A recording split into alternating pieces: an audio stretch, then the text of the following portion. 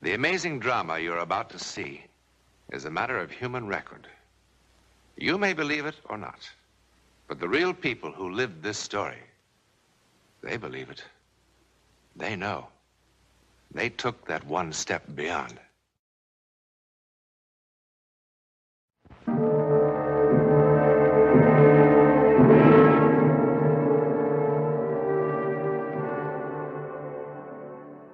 From the very earliest days, the sea and the unknown have been linked in men's minds.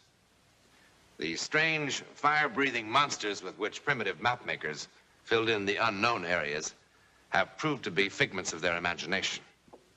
Most of the strange tales of the sea have yielded quite reasonable explanations. But others are part of that irreducible mystery for which every man is free to devise his own explanation. Devise one, that is, if he can.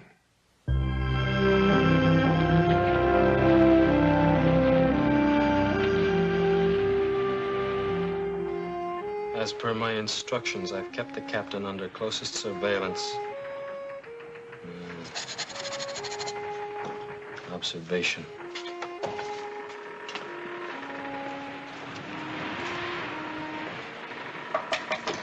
Mr. Blake? Mr. Blake? You got 10 minutes, Mr. Blake? You want some coffee? Yes, come on in.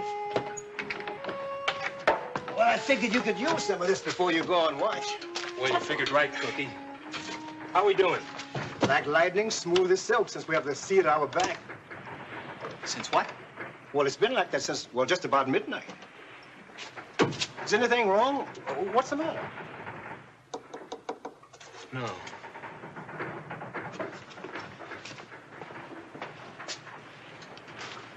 There must be some reason. I don't know. Except maybe the captain.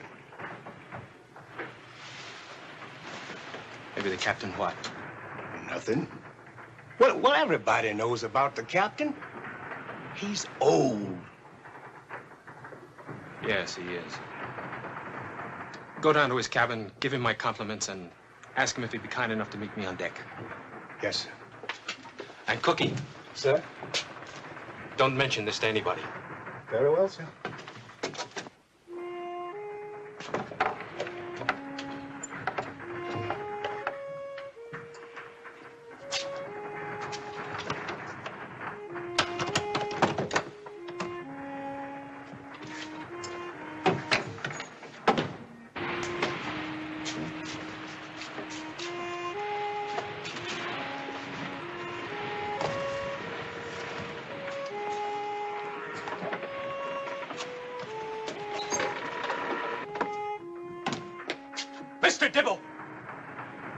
What's the matter? Can't a man read? I don't care what you read. I'm only the mate. But I'd like to be informed when the course has been changed. What are you talking about? Nobody's changed the course. We've been west by northwest for the last 4 hours. Well, of course we have. You know how far off course that takes us? I wouldn't know. I'm not the navigator. Well, just try to remember that. I'll try to remember, Mr. Blake. You just try to remember what course you put down and don't blame other people. I put down. Take a look.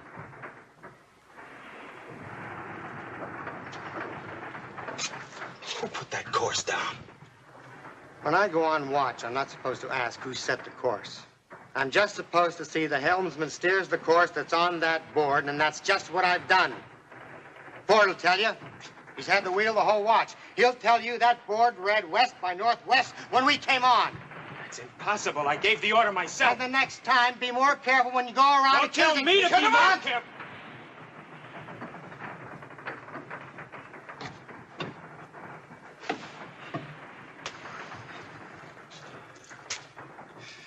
You asked to see me, mate. What is it? Captain, our course has been changed.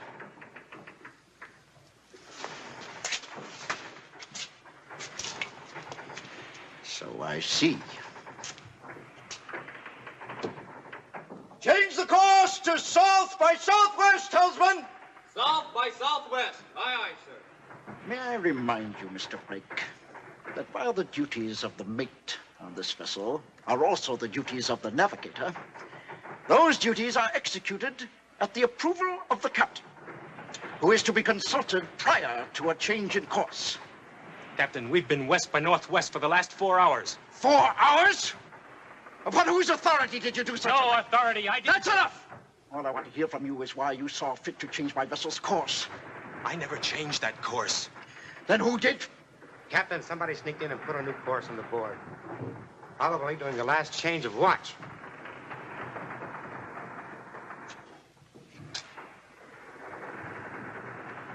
It's possible. Will do, Mr. Dibble. Aye, sir.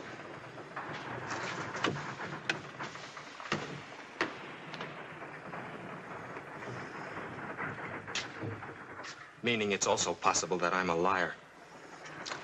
You said it, Mr. Blake, not I. But you meant it. Perhaps, Mr. Blake. Well, I resent that.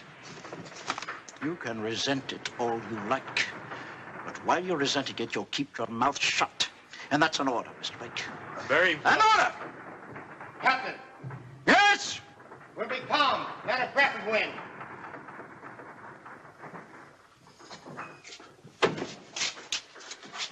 That's not necessary yet, Mr. Blake.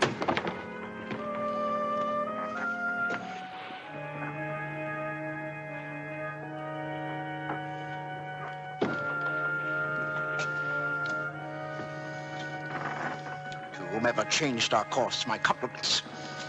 Not only have we lost the wind, we found ice. Ice? Where? Can't you feel it, Mr. Blake? It's all around us. Ice off the port bow! Ice off the port bow!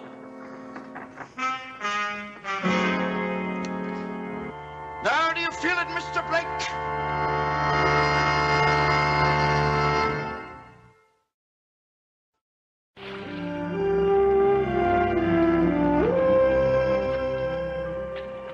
Now, whoever played this idiotic trick made one little mistake. After he finished with his mutinous joke, he forgot to put the chalk back. See? He probably was so thrilled with putting one over on the old captain that he got carried away, and in the excitement, he dropped the chalk in his pocket.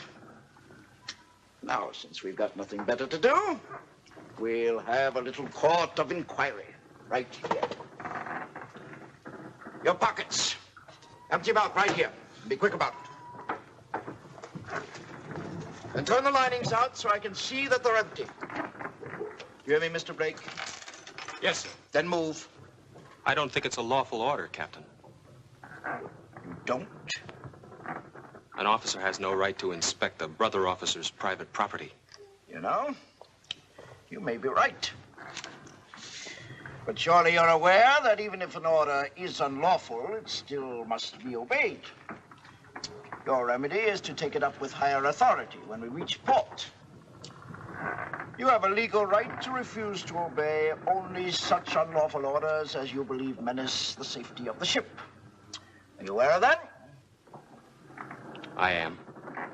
And surely you do not believe that my exercising my curiosity in this way, even if unlawful, menaces the safety of the ship. Well, do you? No, sir. Then I order you to empty your pockets on this table right now.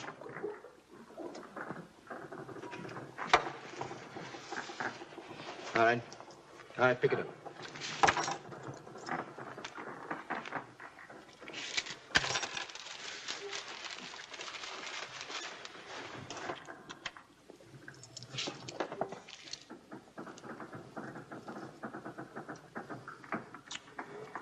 Lord, I want every man not actually on duty assembled on the deck at once. Mr. Dibble, you will inspect the contents of the pockets of every man on duty. Get going, both. Aye, aye, sir. Aye, sir. You two, Cookie, out.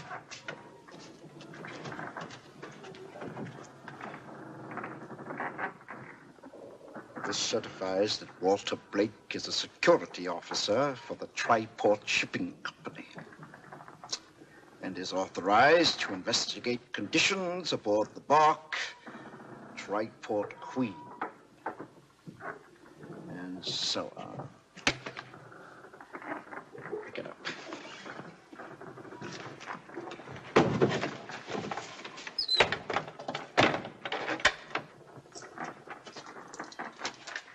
In other words, you're a spy.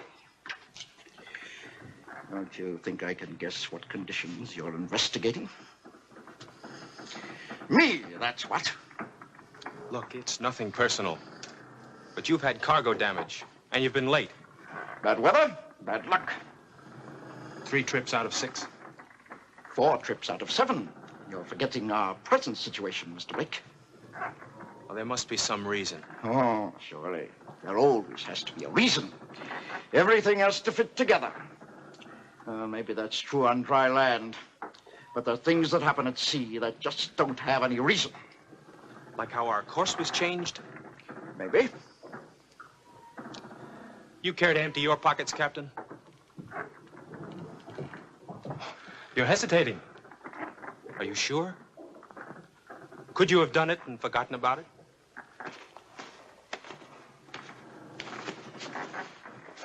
You see any chalk there? Now there? Oh, perhaps you think I've hidden it. Now go ahead, look. No. I may be an old man, and perhaps I forget things now and then, but I keep my ship on course. Unless some cheap company spy is so anxious to turn in a nice fat report that he doesn't mind tricking me. That's not my handwriting. Here, look, I'll show you. You could have had somebody else do it for you. You can put that in your report. You can say that I think people are picking on me. Now, there's lots of us old ones that think that. Oh, I've no doubt. Your report will put me on the beach. But you won't write it until you reach port. Until then, you're my first mate and subject to my orders, which are to get out of here and help round up the crew. Get on with it. Yes, sir.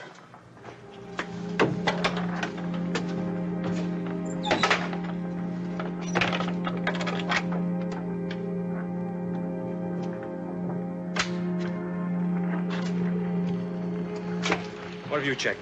Check the forward hold and galley. I'll take this hatch.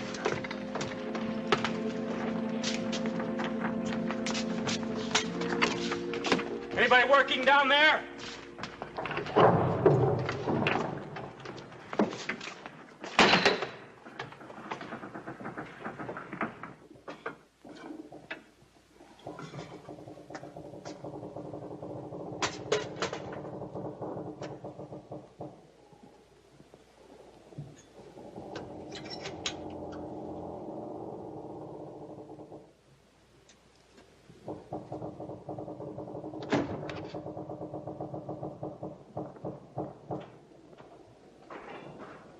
Mr. Blake? Mr. Dibble said the crew's assembled on the stern, all that aren't working. All of them? That's what he said, all present or accounted for. You coming? Yeah, in a moment. Mr. Blake! Mr. Blake, would you mind joining us topside? Captain, would you come down here?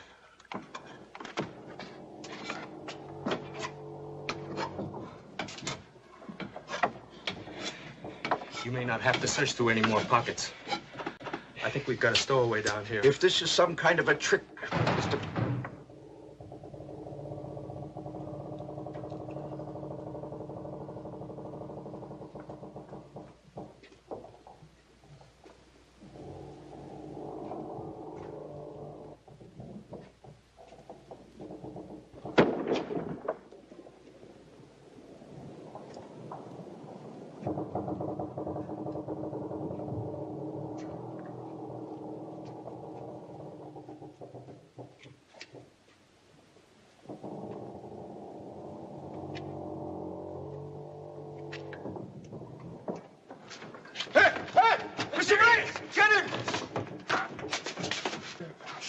What are you doing here?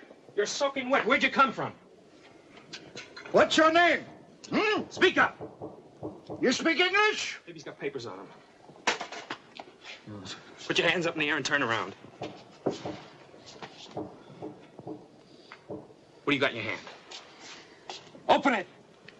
Open it! It's the chalk. You changed that course. Why? Speak up! Why did you change that course? We've got a wind, Captain. We're underway. Put the irons on him, Mr. Blake.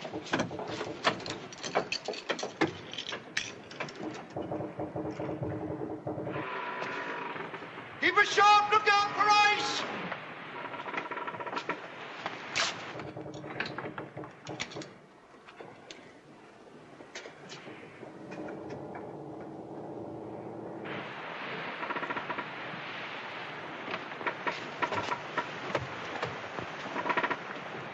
Trim the main!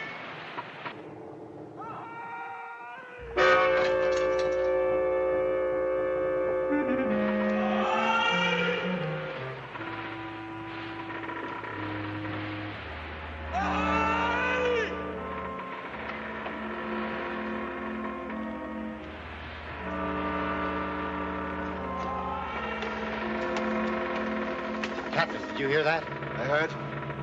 Answer them. We're away! Where are you? Keep shouting! We'll find you! What would you do, Mr. Blake? Shall we try and save him? Of course. You sure? There's ice all around us. Could damage the vessel or worse. What would the company advise in such a matter? It's your ship, Captain. All right, Mr. Blake. Launch the workboat. Aye, aye, sir. Wilson, get the workboat over the side. Get the workboat over the side! Be quick!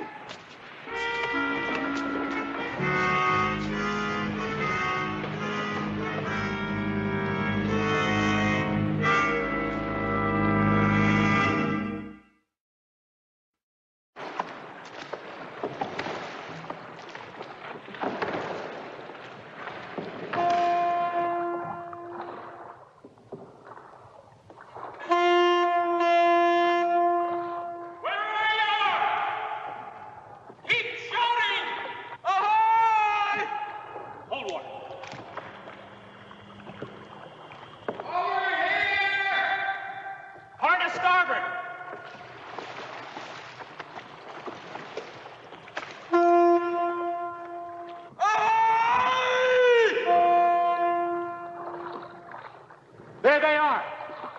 Thank God!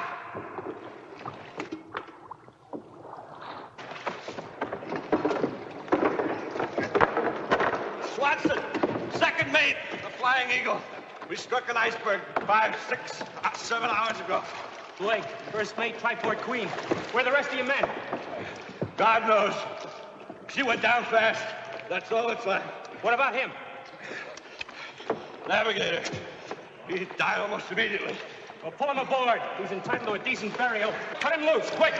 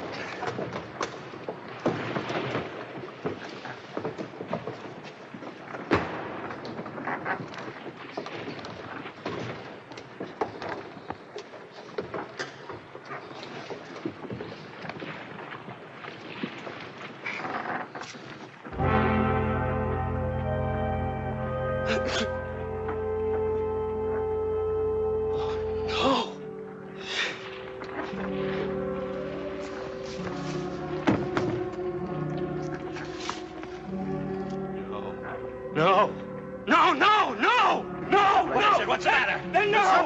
Blake! What do you think's the matter? This lad hasn't been to sea 40 years like you and me. He drags a body from the water, and it takes the billy out of him. That's right, isn't it, Mr. Blake? Isn't that it? Isn't that it?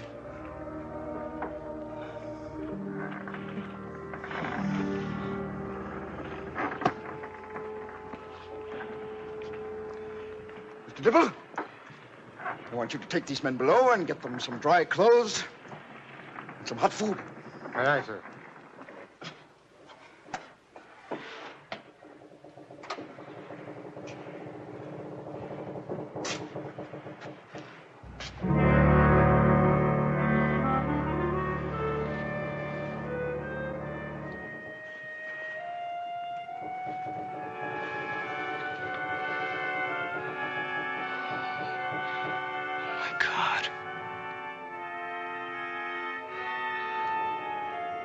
My God.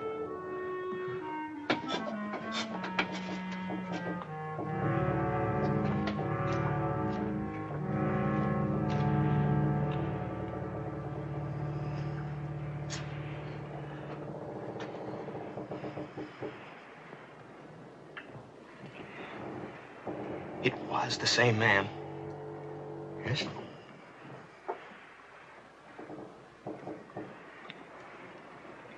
He was dead. Dead for hours. Yes. The course was changed. Men's lives were saved. Do you want a reason, Mr. Blake? A dry land reason? I don't have one. You saw him. What did you think? Well, I thought that the company was right. That I was a very old man.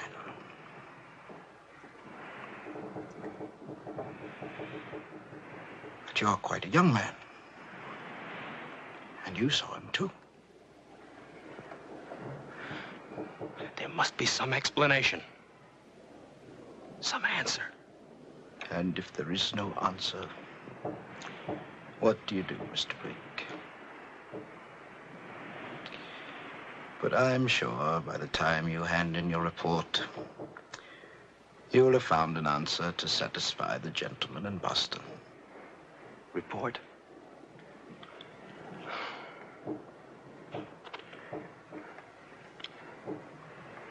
What report, Captain?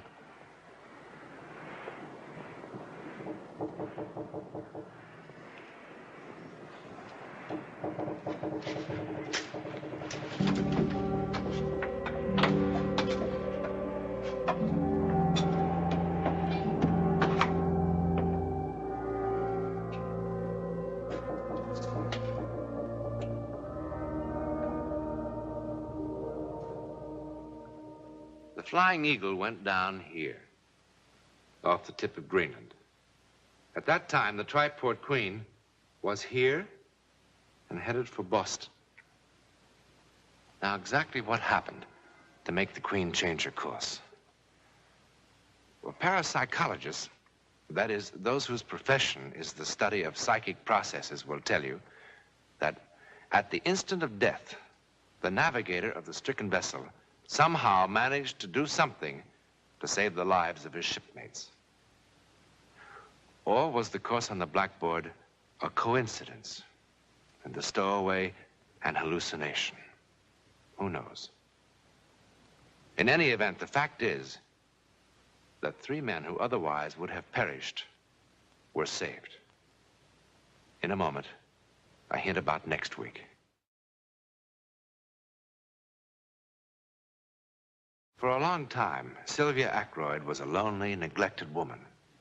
Then suddenly, inexplicably, she wasn't lonely anymore, for she met a most amazing companion. You'll meet him next week.